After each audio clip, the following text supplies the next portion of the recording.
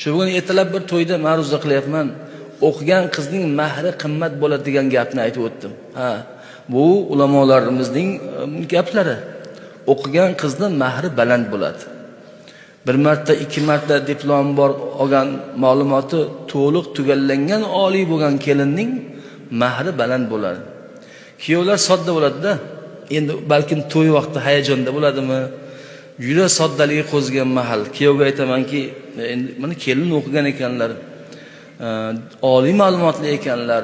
Sen bo'lsa 10 gram tilla beraman deyapsan. Bo'lmaydi og'ayni 10 gram tilla. Seni ayoling 100 gram tillaga mahr oladigan ayol desa, hali kuyov hisoblaydi-da, keyin bilan tortishadi. Men buncha pulni qayda olaman deydi. Aytdi, sendan hozir ber deyilmayapti og'ayni. Beraman degin, keyin ishlab berasan. Ammo berishing kerak. Bermasang qutulmaysan. Bermasang keyin o'g'ling beradi. O'g'ling ham bermasa, xotining yoqangdan qiyomat kuni oladi. Mahr shunday narsa. Faqat hozir sening imtihoning. Ayollarga mahrlarni mamnuniyat bilan bering deyapti. Shuni tushuntiraman hali kuyovga. Sen unaqa tortishmaginda hozir. To'g'ri, bizda Hanafiy mazhabida